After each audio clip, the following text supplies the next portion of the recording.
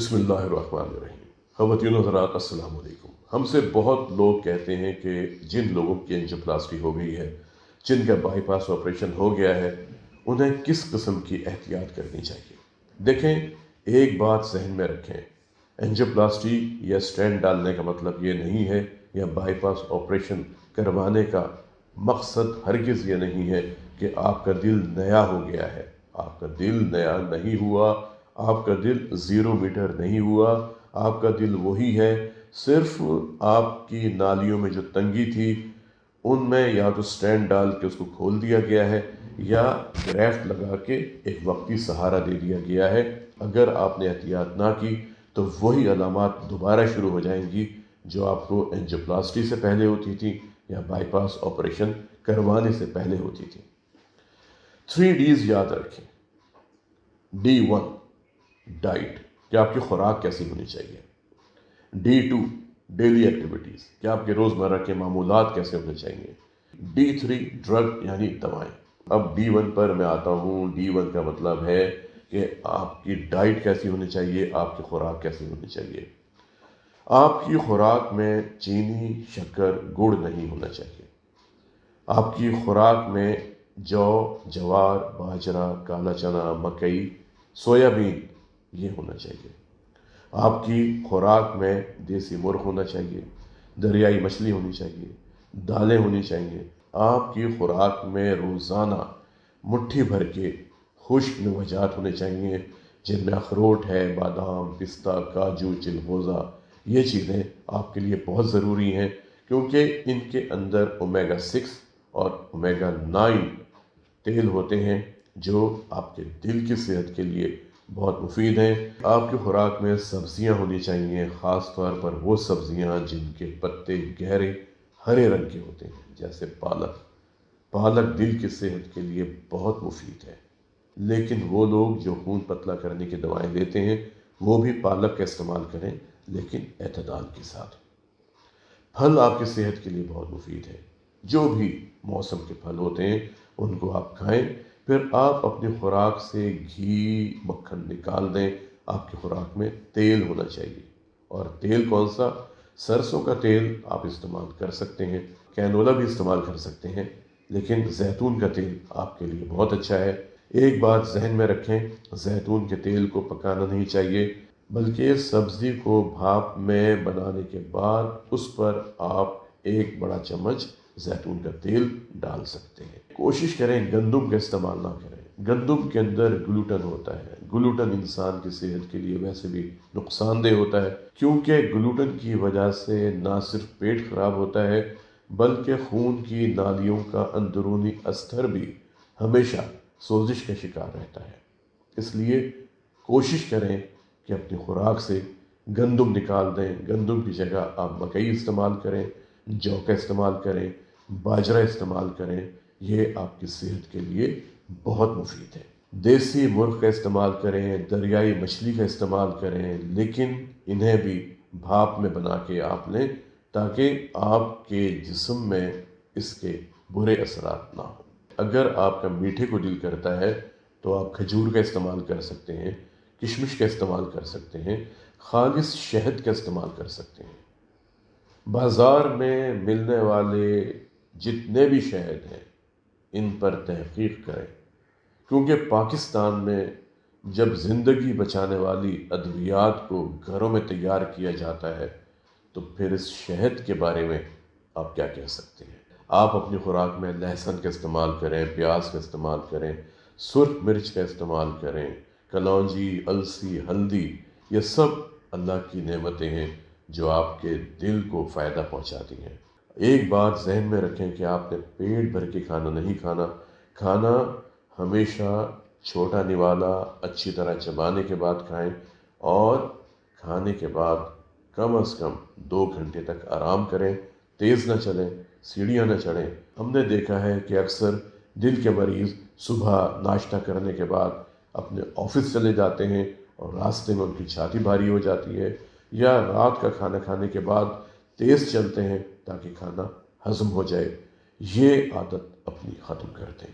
जब भी ऑफिस जाएं, आपको नाश्ता किए हुए कम से कम 2 سے 3 گھنٹے ہوئے ہوں اور رات کے کھانے کے بعد چہل قدمی کریں، یعنی 40 قدم چلنا ہے۔ کھانے کو ہضم کرنے کی نیت سے کبھی بھی رات کو تیز نہ چلیں۔ اب D2 کی بات کرتے ہیں کہ آپ کی ڈیلی ایکٹیویٹیز کیسی ہونی چاہیے، آپ کے روزمرہ کے معمولات کیسے ہونے چاہیے۔ نماز فجر کی ادائیگی کے بعد کوشش کریں کسی پارک میں چلے جائیں، گہرے گہرے سانس لیں، ہلکی ورزش کریں جتنی آپ کی قوت برداشت ہے۔ کم از کم 35 منٹ باغ میں گزارنے آپ کی صحت کے لیے بہت ضروری ہے۔ پرندوں کی چہچہاہٹ سنیں، پھولوں کی خوشبو سنیں، ابھرتے ہوئے سورج کو دیکھیں، نیلے آسمان کو دیکھیں تو آپ کے جسم پر کتنے اچھے اثرات مرتب ہوں گے۔ آپ کے ذہن میں ایک خوشگوار تبدیلی ہوگی۔ آپ کے جسم میں وہ ہارمونز جو سٹریس پیدا کرتے ہیں ان کی مقدار کم ہو جائے گی۔ پھر آپ یوگا کریں، مراقبہ کریں، یہ دل کی صحت کے لیے بہت اچھے ہیں۔ سائیکلنگ آپ کے لیے بہت اچھی ہے، تیراکی آپ کے لیے بہت اچھی ہے، لیکن یہ بھی خالی پیٹ کھانا کھانے کے بعد کبھی آپ نے سائیکلنگ نہیں کرنی، کبھی آپ نے تیراکی نہیں کرنی۔ اور کوشش کریں کہ آپ جب بھی سائیکل چلائیں ہوا کے رخ چلائیں، ہوا کے سنگ چلائیں۔ کوشش کریں کہ اپنا دن ایسے گزاریں کہ آپ کو ذہنی دباؤ نہ ہو، جسمانی دباؤ نہ ہو۔ آپ کے ماحول میں تمباکو نوشی نہیں ہونی چاہیے۔ آپ ہر اس پارٹی میں جانے سے اجتناب کریں جہاں پہ لوگ تمباکو پی رہے ہیں، جہاں پر الکوہل کا استعمال کیا جا رہا ہے۔ آپ کا وزن کم ہونا چاہیے۔ آپ کا وزن جتنا کم ہوگا آپ کے دل پر بوجھ کم سے کم ہوتا چلا جائے گا۔ آپ اپنے بلڈ پریشر پہ نگاہ رکھیں، آپ اپنی شوگر پہ نگاہ رکھیں، آپ اپنی چکنائیوں پہ نگاہ رکھیں۔ اگر آپ آفس میں کام کرتے ہیں اپنے کام کو بہت تیزی کے ساتھ نہ کریں، بہت جلدی کے ساتھ نہ کریں، اور یہ نہ سوچیں کہ یہ آرگنائزیشن صرف آپ کی وجہ سے چل رہی ہے، کیونکہ اس خیال کی وجہ سے آپ کے خون میں سٹریس ہارمونز کی مقدار زیادہ ہو جاتی ہے اور آپ کے دل کو زیادہ کام کرنا پڑتا ہے، آپ کا بلڈ پریشر زیادہ ہو سکتا ہے۔ ہر کام کو بہت سکون سے کریں۔ دوپہر کا کھانا اگر آپ کھاتے ہیں تو اس کے بعد کم از کم 20 سے 25 منٹ کا قیلولہ ضرور کریں۔ شام کی سیر بہت اچھی ہوتی ہے، لیکن وہ بھی خالی پیٹ اور قوت برداشت کے مطابق۔ مغرب کی نماز کے بعد رات کا کھانا کھائیں۔ رات کا کھانا ایسا ہونا چاہیے جو آسانی سے ہضم ہو جائے، جس کو کھانے کے بعد آپ کو بھاری پن کا احساس نہ ہو۔ رات کے کھانے میں ابلے ہوئے چاول اور بھاپ میں بنی ہوئی سبزیاں آپ کے لیے بہت مفید ہیں۔ عشاء کی نماز پڑھنے کے بعد سو جائیں اور کوشش کریں کہ آپ کے کمرے میں مکمل طور پر اندھیرا ہو، کیونکہ جتنا زیادہ اندھیرا ہوگا اتنا ہی آپ کے دماغ میں میلیٹونن پیدا ہوگا۔ میلیٹونن وہ ہے جو دماغ کو سکون دیتا ہے، نیند لے کے آتا ہے، اور دن بھر میں جو ٹوٹ پھوٹ کا عمل ہوتا ہے یہ ہارمون رات کو ایک رفوگر کا کام کرتا ہے۔ لیکن شرط یہ ہے کہ آپ کے کمرے میں مکمل طور پر اندھیرا ہونا چاہیے۔ آپ کے کمرے کا درجہ حرارت ایسا ہو کہ آپ کو گھبراہٹ کا احساس نہ ہو، آپ کو بے چینی نہ ہو۔ آپ کی گہری نیند 7 سے 8 گھنٹے کی ہونی چاہیے۔ جب آپ اگلے دن صبح فجر کے لیے اٹھیں تو آپ کو تر و تازہ ہونا چاہیے اس دن کو گزارنے کے لیے۔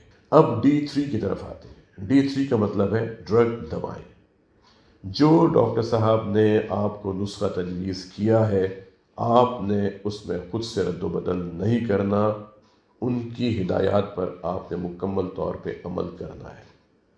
اگر آپ ان 3 Ds پر عمل کرتے ہیں تو آپ کی اینجیوپلاسٹی اور آپ کا بائی پاس آپریشن بہت عرصے تک چل سکتا ہے، آپ کو تنگ نہیں کرے گا، اور آپ ایک صحت مند دل کے ساتھ زندگی گزارنے میں کامیاب ہو جائیں گے۔ آج کے لیے اتنا ہی، ملتے ہیں کسی اگلے پروگرام میں ایک نئے موضوع کے ساتھ۔ اپنا اور اپنے خاندان کے افراد کے دل کی صحت کا بہت خیال رکھیں اور کوشش کریں کہ زندہ رہیں ایک مضبوط، صحت مند اور تبانہ دل کے ساتھ السلام علیکم۔